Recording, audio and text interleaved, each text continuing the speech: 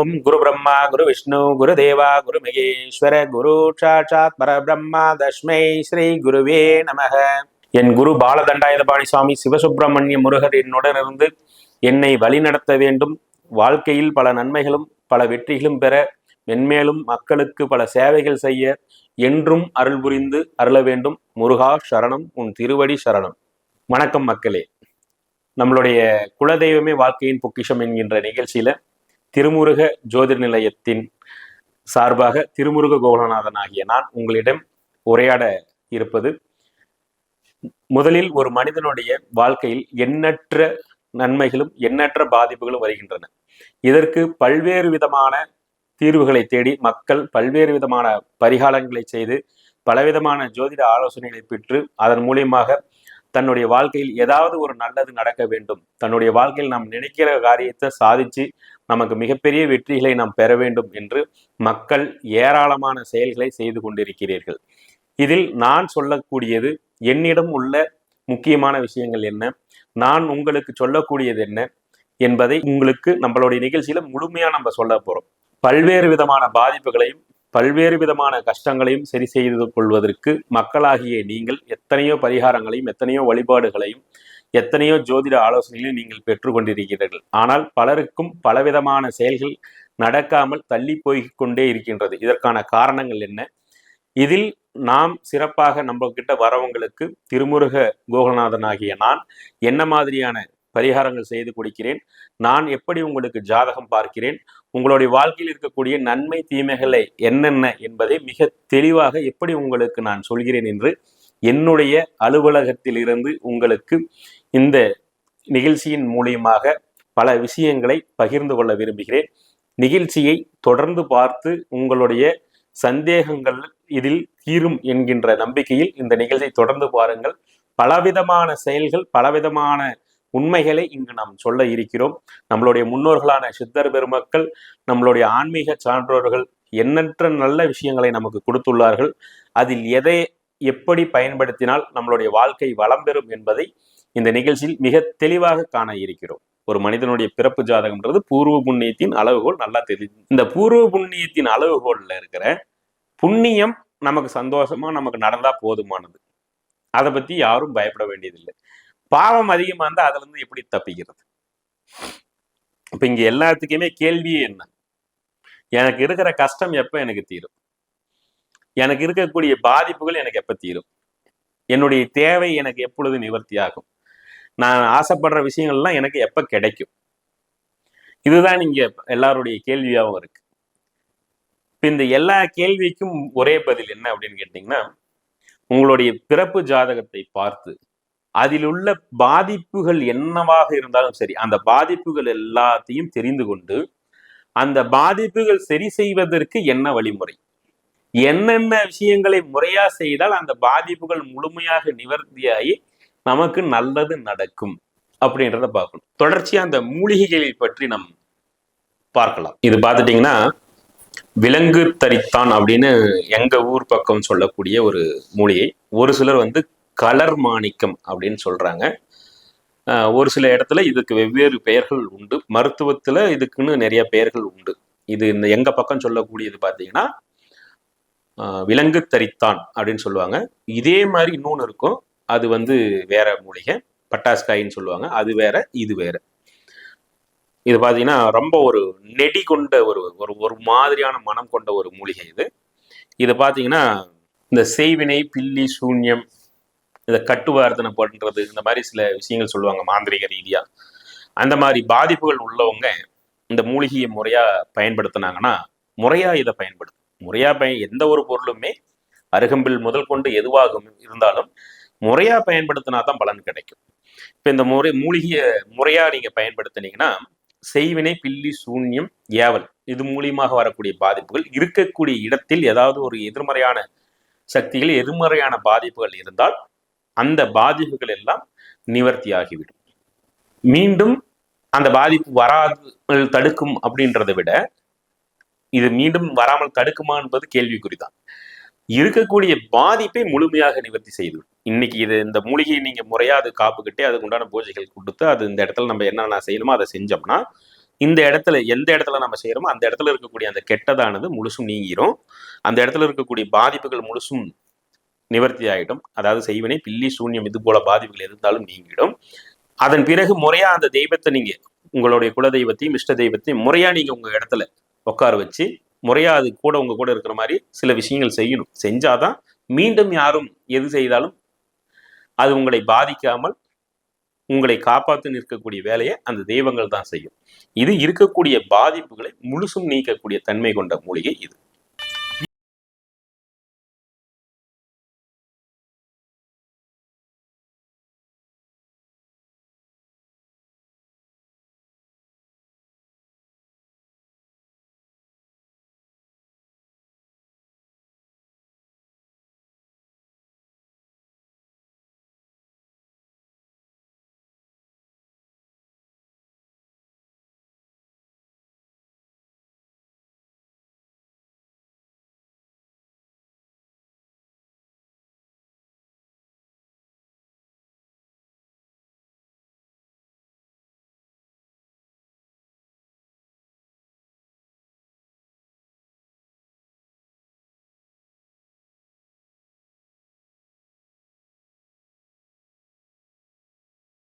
ஒரு வகையான கிரந்தைன்னு சொல்லுவாங்க. விஷ்ணு கிரந்திலே வெள்ளை விஷ்ணு கிரந்தி இது மாதிரிதான் இருக்கும்.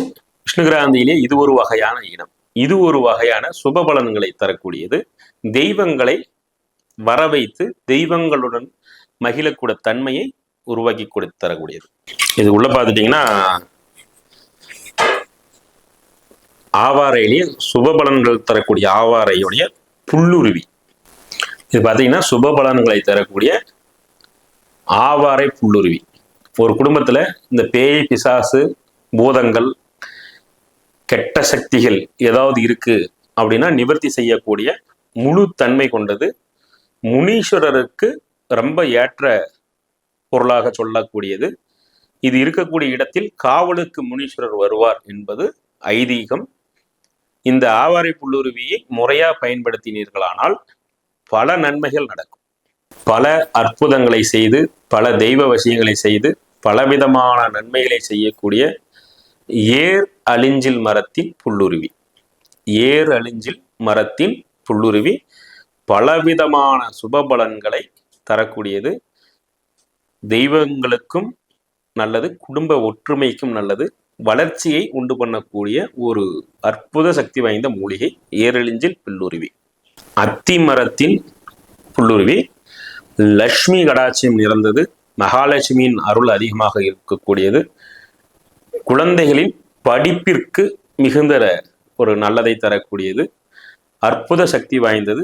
அத்திமர புல்லுருவி கிடைப்பது மிக அரிது. ஈஸ்வர மொழி என்று சொல்லக்கூடிய பெருமருந்து கொடி பலவிதமான நன்மை பண்ணக்கூடியது. தீய சக்தியிலிருந்து நம்மை பாதுகாப்பது. தெய்வ கடாட்சியம் நிறைந்தது. கிரகங்களை ஸ்தம்பிக்க செய்து கிரகங்களால் வரக்கூடிய பாதிப்புகளை நிவர்த்தி செய்து பல நன்மைகள் தரக்கூடியது. இது செந்நாயுருவி அப்படின்னு சொல்லக்கூடிய நாயுருவியின் வேர். இது நல்ல ஒரு பசிய ஆகர்ஷணம் செய்யக்கூடிய மூலிகை. தெய்வங்களுக்கு உகந்தது. தெய்வ கடாட்சியம் அதிகமாகும். அறிவு ஆற்றல் அதிகமாகும். இதை யாரெல்லாம் பயன்படுத்துகிறாங்களோ அவங்களுக்கு முக வசீகரம் உண்டாகும். உடலுக்கும் சரி மனதிற்கும் சரி நல்ல பலத்தை தரக்கூடிய மூலிகை. கல்லத்தியின் புல்லுருவி. கல் அத்தி, அத்தி மரத்திலேயே கல்லத்தின்னு சொல்லி பாறையிலேயே வரும். மண் இல்லாம பாறையிலேயே வேறு உருவி வரக்கூடியது. குரு கடாட்சியம் நிறைந்தது. நினைவாற்றல், அறிவுத்திறன், ஞானத்தை தரக்கூடியது. பொருளாதார வளர்ச்சியும் தரக்கூடிய ஒரு மூலிகையாக கருதப்படுகின்றது. மிக மிக மிக அரிதான மூலிகை. கருங்காலி மரத்தின் புல்லுருவி. கருங்காலியின் மரத்தின் புல்லுருவி காவல் தெய்வங்களுக்கு உகந்தது. காளியின் அருளும் முனீஸ்வரருடைய அருளும் இதில் அதிகம் கிடைக்கும். முருகருடைய அருளும் கட்டாயம் கிடைக்கும். காவலுக்கு மிக உயர்ந்த பாதுகாப்பிற்கு மிக உயர்ந்த மூலிகையாக கருதப்படுகிறது. கருங்காலி புல்லுருவி மிக அற்புதமான சக்தி வாய்ந்தது. தெய்வங்களை வர வைக்கக்கூடிய மூலிகைகள் முறையாக பயன்படுத்திய போது எதிரிகளுடைய தொல்லைகள் முழுமையாக நீங்கும்.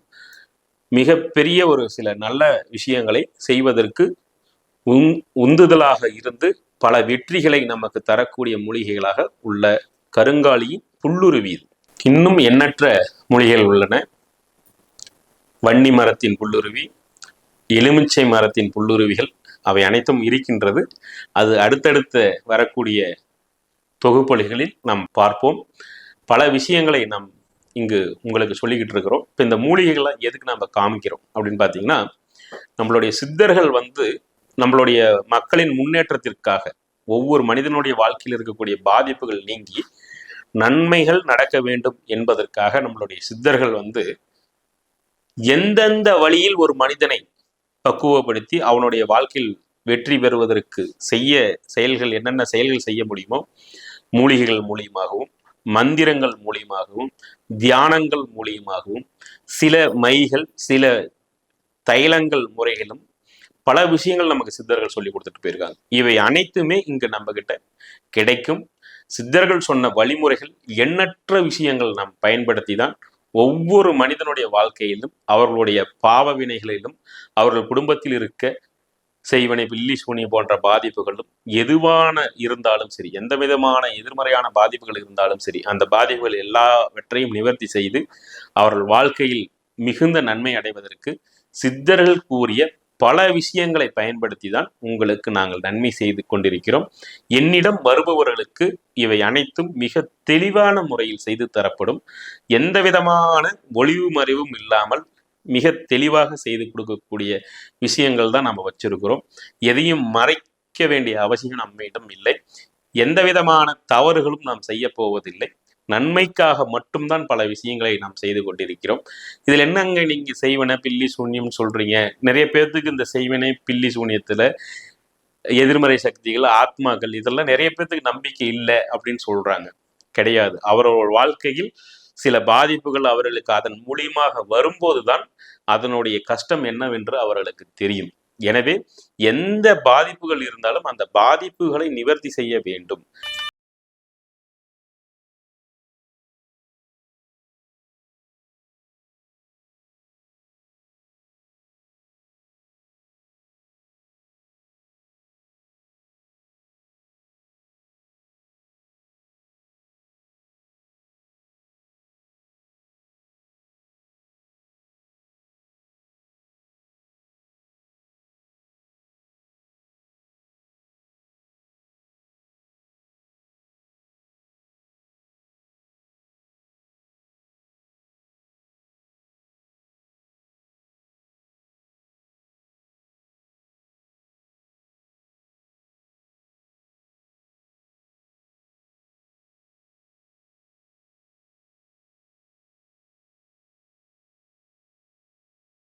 இப்ப நல்லது செய்யக்கூடிய மூலிகைகள், இப்ப நம்ம உங்ககிட்ட ஒரு 10 மூலிகை காமிச்சிருக்கேன்னு வச்சுக்கோங்க.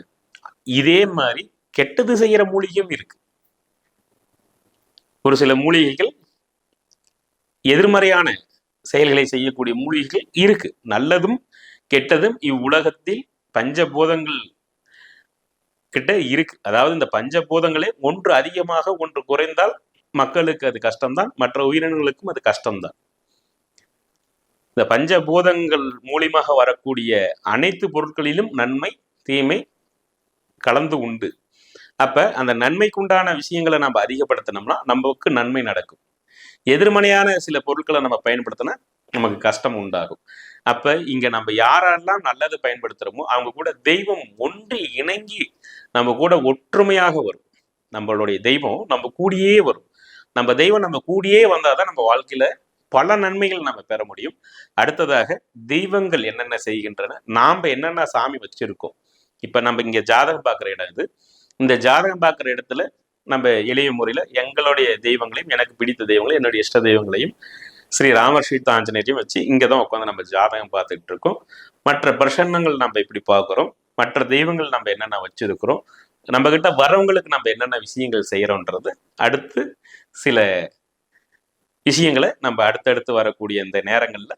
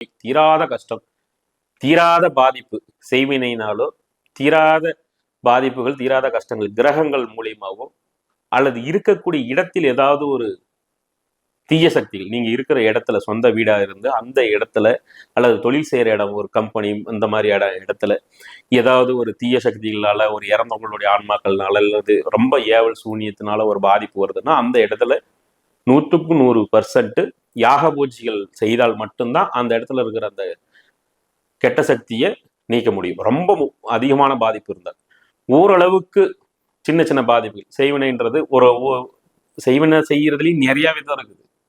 எல்லாருக்கும் எல்லா செய்வினையும் செய்ய தெரியும்னு சொல்ல முடியாது, எல்லாருக்கும் எல்லா ஏவலும் செய்ய தெரியும்னு சொல்ல முடியாது. அதுல சின்ன சின்ன விஷயங்கள் மூலியமா ஒரு சில பாதிப்புகள் வரும். எல்லாத்துக்கும் ஏதாவது ஒரு வகையில கிரகங்கள் மூலியமா ஒரு சில கஷ்டங்கள் வந்துகிட்டே இருக்கும். ஏதாவது ஒரு ரூபத்துல சாபத்தீடுகள், ஈடுமுறை சாபத்தீடுகள், கோவத்துல யாரோ ஒருத்தர் போய் இந்த கோவத்துல இன்னொரு கோயில்ல போய் அவன் அப்படி ஆகணும் இவன் இப்படி ஆகணும்னு போய் சாமி கும்பிடுறதுனால வரக்கூடிய ஈடுமுறை சாபத்தீடுகள், இது மாதிரி எந்த மாதிரியான பாதிப்புகள் இருந்தாலும் ஒரு எளிய பரிகாரம் நம்ம என்கிட்ட வரவங்களுக்கு நான் செஞ்சு கொடுத்துட்டு இருக்கேன். யார் ஒருவருக்கு பிரச்சனை வந்தாலும் அந்த நபருக்குன்று செஞ்சு, அந்த குடும்பத்துக்குன்னு செஞ்சு, அந்த குடும்பத்தில் இருக்கவங்க எல்லா பேரும் சொல்லி, அந்த குடும்பத்தில் இருக்கக்கூடிய தீய சக்திகள், கஷ்டங்கள், கிரக பாதிப்புகள் எல்லாம் நீங்கணும் அப்படின்னு சொல்லி அந்த மந்திர உருவேற்றி அந்த மந்திர ஜபம் செய்து 3 நாட்கள் 5 நாட்கள் என்னிடம் பூஜையில் வைத்து வந்துதான் நான் அவங்க கிட்ட கொடுப்போம். இப்ப நீங்க என்கிட்ட வரீங்க அப்படின்னா உங்களுக்கு இந்த மாதிரி தான் செஞ்சு கொடுப்போம்.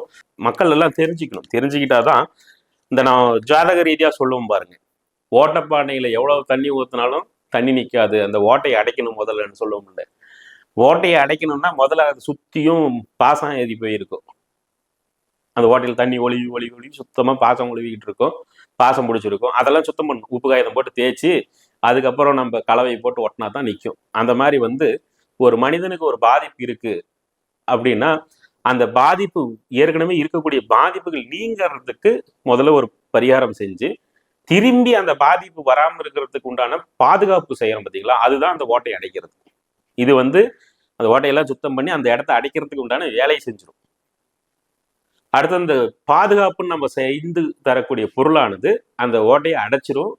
அந்த பானையில எவ்வளவு தண்ணி ஊற்றினாலும் நிற்கும், தேவைக்கு எப்ப வேணாலும் நம்ம பயன்படுத்திக்கலாம். நம்ம இப்ப செஞ்சு கொடுத்தது மூலியமா அவங்களுடைய பாதிப்புகள் எல்லாம் நீங்கிருச்சான்றத மறுபடியும் நான் பிரசன்னத்துல பார்ப்பேன். மறுபடியும் அந்த பிரசன்னத்துல பார்த்து ஆஞ்சநேயர் எல்லா பாதிப்பும் நீங்கிருச்சுன்னு சொல்லணும், அந்த பிரசன்னத்துல வரணும். வந்த பிறகு உங்க குலதெய்வத்தை அழைக்க சொல்லுங்க. ஒரு சிலருக்கு இஷ்ட தெய்வத்தையும் சேர்த்து அழைக்க சொல்லுவோம். எந்த தெய்வம் உங்க கூட இருந்து நல்லது பண்ணணும்னு ஆசைப்படுதோ அந்த தெய்வத்தை பிரசன்னத்துல ஆஞ்சநேயர் என்கிட்ட சொல்லிடுவார். அந்த தெய்வத்தை உங்களுக்கு முறையா அழைச்சி, முறையா உங்க கூட இருக்கிற மாதிரி பாதுகாப்பு பண்ணி கொடுத்து, உங்களுக்கு குடும்பத்துல யாராருக்கு என்னென்ன தேவையோ, ஒருத்தருக்கு கல்யாண தேவை இருக்கும், ஒருத்தருக்கு உடல்நிலை பாதுகாப்பு தேவை இருக்கும், ஒருத்தருக்கு பொருளாதார பாதிப்பு இருக்கும், ஒருத்தருக்கு தொழில் சார்ந்த பாதிப்புகள் இருக்கும். அப்ப யாராருக்கு என்னென்ன மாதிரியான பாதிப்புகள் இருக்கும் அதற்கு தகுந்த எந்திரங்கள் தாயத்தை எழுதி அதுல நிறைய மூலிகைகள் உள்ள அடக்கி, உங்களுக்கு என்னென்ன பிரச்சனை இருக்கோ அந்த பிரச்சனைகள் எல்லாம் தீர்றதுக்கு, உங்களுடைய தேவைகள் என்னென்ன இருக்கோ அந்த தேவைகள் எல்லாம் பூர்த்தி ஆவதற்கு உண்டான எந்திரங்களும் அதற்கு உண்டான மூலிகைகளும் அதுக்குள்ள வச்சு, குலதெய்வத்தையும் இஷ்ட தெய்வத்தையும் உங்களுக்கு யார் கொண்டு உங்க கூட இருந்தா நீங்க வாழ்க்கையில வளம் பெறுவீங்களோ, உங்களுடைய அடுத்த கட்ட வளர்ச்சி உங்களுக்கு யார் கொடுப்பாங்களோ அந்த தெய்வத்தை உங்க கூட வச்சு அதுக்கு உண்டான பாதுகாப்பு கொடுத்து, அந்த தெய்வத்தின் மூலியமான சில சக்திகள் உங்க கூட இருக்கிற மாதிரி அந்த தாயத்துக்குள்ள அந்த பொருட்களை போட்டு உங்க கையில கொடுப்போம். வீட்டுக்கு 4 மூளைக்கு திக்கு பந்தனம் கொடுப்போம். வீட்டுக்கு 4 மூளைக்கு திக்கு பந்தனம் கொடுக்கும். அது இதே மாதிரிதான் துணியில தான் இப்போதைக்கு கட்டி கொடுத்துக்கிட்டு இருக்கோம் நம்ம கிட்ட வரவங்களுக்கு. இதுதான் நம்ம அடிப்படையா நமக்கு இறைவன் சொல்லி கொடுத்தது. அது இன்னும் கொஞ்சம் நிறைய பொருட்கள் வரும் அதுல. இது தோஷம் நீக்கிறது. இதே போலதான் இருக்கும் அந்த திக்கு பந்தனங்கள்ன்றது. அதனுடைய பொருள் தன்மை வேற, உள்ள இருக்கிற பொருட்கள் வேற, இதுக்குள்ள இருக்கிற பொருட்கள் வேற. இந்த மாதிரி பட்டணங்கள் ஒவ்வொரு வீட்டுக்கும் 4 மூளைக்கு, ஒரு சிலருக்கு 8 மூளைக்கு வைக்கிறதுக்கு வரும். கம்பெனி, தொழிற்சாலைகள் இந்த மாதிரி இடத்துக்கு நம்ம செய்யறதா இருந்துச்சுன்னா அந்த இடத்தை பொறுத்து எத்தனை தேவையோ அதுக்கு தகுந்த மாதிரி செய்யணும். ஒரு சில இடத்துக்கெல்லாம் 24, 28, சமீபத்துல ஒரு பெரிய ஒரு கம்பெனிக்கு 36 திக்கு பந்தனங்கள் செஞ்சோம். அந்தந்த திக்குக்கு என்னென்ன செய்யணுமோ அதை தெளிவா செய்யணும். அப்பதான் அந்த திக்கு பாலகர்கள் பலம் பெறுவாங்க. ஒவ்வொரு எல்லையிலையும் ஒவ்வொரு வீடா இருக்கட்டும், தொழில் செய்யக்கூடிய ஆபீஸா இருக்கட்டும், அலுவலகமா இருக்கட்டும், எதுவாக இருந்தாலும் அந்த திக்குபாலர்கள் அந்த இடத்துல முழுமையா வலிமையோட இருந்தாங்கன்னா அந்த இடம் வளர்ச்சி அடைய ஆரம்பிச்சிடும். திக்குபாலர்களை பலப்படுத்துறது மட்டும் அல்லாம உங்க தெய்வமும் உங்க இஷ்ட தெய்வமும், குலதெய்வமும் இஷ்ட தெய்வம் கூட இருக்கிற மாதிரி அது கூட நம்ம செஞ்சு கொடுத்துருவோம். அது இல்லாம வாரத்துக்கு ஒரு நாள் குலதெய்வ பூஜை செய்யறது, எப்படி செய்யணும், என்னென்ன மாதிரியான செய்யணும்ன்றதெல்லாம் உங்களுக்கு மிக தெளிவா சொல்லி கொடுத்துருவோம். இவ்வளவு விஷயங்கள் செய்தால்தான் முறையான பலன் பரிகாரத்தின் மூலம்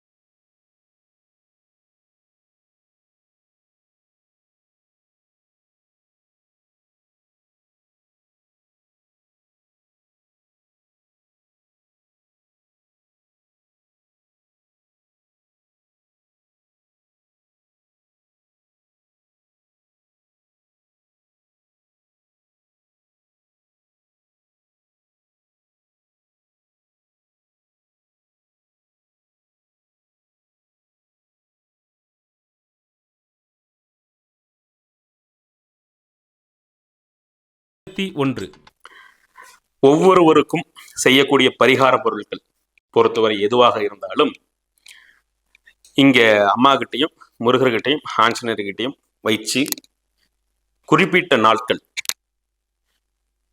குறைந்தது 5 நாட்கள், அதிகபட்சம் உங்களுடைய பிரச்சனைக்கு தகுந்தாற்போல். முதல்ல நான் சொல்லியிருப்பேன், பரிகாரம் நம்ம எப்படி பண்றோம், எளிய முறையிலையும் சரி, யாக வளத்தையும் சரி எப்படி பூஜை பண்றோன்றது ஏற்கனவே உங்களுக்கு நான் சொல்லியிருக்கேன். பரிகார நிவர்த்தி இங்க வந்து இஷ்ட தெய்வமும் குலதெய்வமும் நம்ம கிட்ட வரணும் இல்லையா.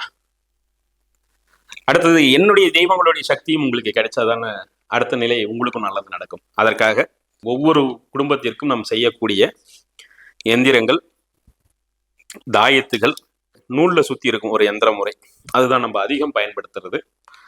அந்த எந்திரங்களும் சரி, அந்த தாயத்துகள் பிரச்சனைக்கு தகுந்தார் போல், தாயத்துக்கு கொஞ்சம் சின்னசாகவும் வரும், பெருசாகவும் வரும். சின்ன பிள்ளைங்களுக்கு சின்னசாக வரும், பெண்களுக்கு கொஞ்சம் சின்னதாக போடுவோம்.